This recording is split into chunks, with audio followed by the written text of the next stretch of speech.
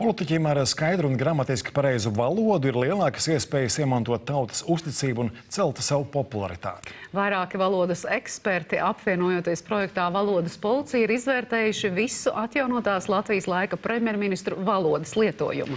Kādas ir katra premjera stiprās puses un kuras prasmes būtu ieteicams uzlabot? Skaidro Uldis Jaunzems.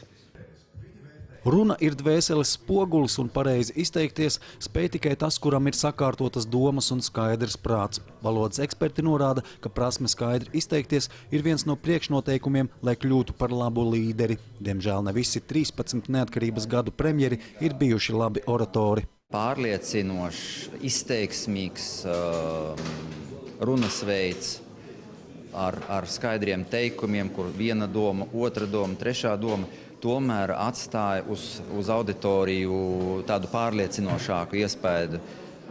Ir mums bijuši premjeri, kas tā runā, kur nevar pat punktus īsti salikt, kur viņš punktu ir licis. Ja? Un viņš sāk teikumu, un tad teikumu vidū viņam kaut kā doma mainās, viņš maina teikumu, to nepabeidz, sāk nākamo, un beigās iznāk tāds kaut kāds 4 pusteikumu apvienojums. Eksperti, analizējot valodas kultūru, gramatiku, vārdu krājumu, runas stilu un oratora iemaņas, izcēluši katra premjera stiprās puses, piemēram, gramatiski vistīrākā valoda bijusi Guntaram Krastam un Valdim Dombrovskim, bet Ivaram Godmanim un Aigaram Kalvītim piemitušas vislabākās oratoru spējas.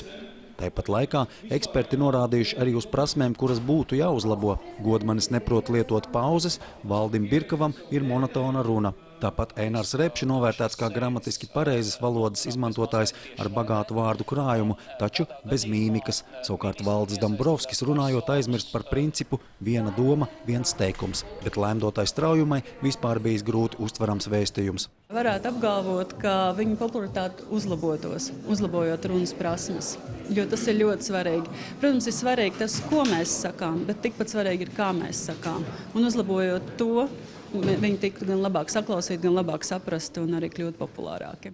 Izvērtēta arī pašreizējā valdības vadītāja Māra Kučīnska runas maniere.